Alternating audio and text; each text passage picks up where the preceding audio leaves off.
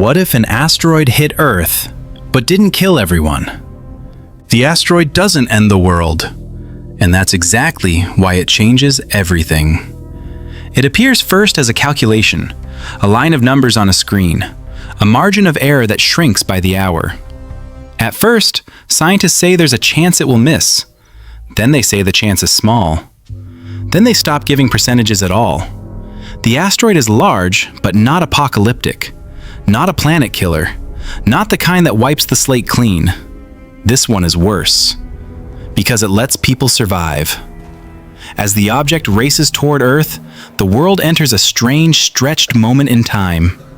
Stock markets tremble. Governments issue calm statements that convince no one. Social media fractures into denial, panic, hope, and conspiracy. Some people pray. Some people party. Some people pretend nothing is happening at all, because deep down, everyone knows the same thing. Whatever happens next, life will never return to normal. When the asteroid enters the atmosphere, the sky becomes unrecognizable. Air compresses into fire. A shockwave races ahead of the object faster than sound itself. Across an entire hemisphere, people see the night turn into day. Then the Earth is hit. The impact does not crack the planet, but it breaks regions of it apart. The explosion releases energy equal to tens of thousands of nuclear weapons. Entire cities vanish instantly.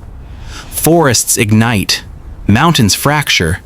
The ground ripples like liquid. But beyond the immediate destruction, something unsettling happens. The world keeps going. Power grids fail, but not everywhere. Communication collapses, but not completely. Governments lose control, but not all at once. There are survivors. And within hours, they realize survival is only the beginning. Ash rises into the atmosphere, carried by winds across continents. The sun dims, not enough to freeze the planet, but enough to destabilize it. Days become cooler. Nights become colder. Weather patterns twist into unfamiliar shapes. Air travel stops. Shipping lanes go silent.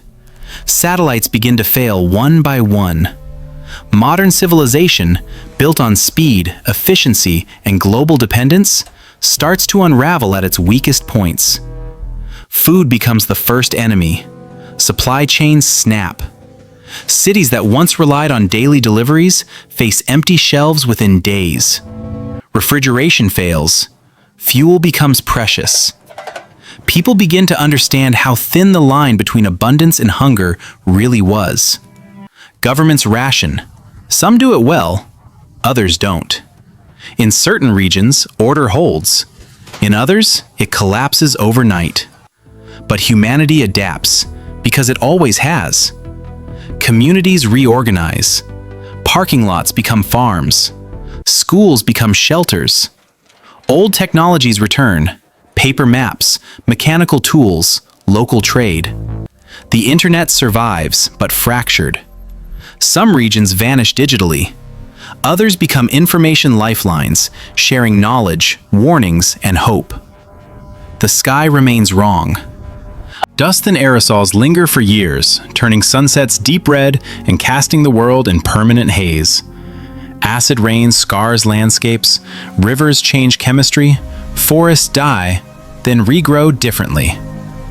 Animals vanish, others flourish. Nature does not collapse evenly. It never does. In the oceans, plankton populations drop, but not to zero.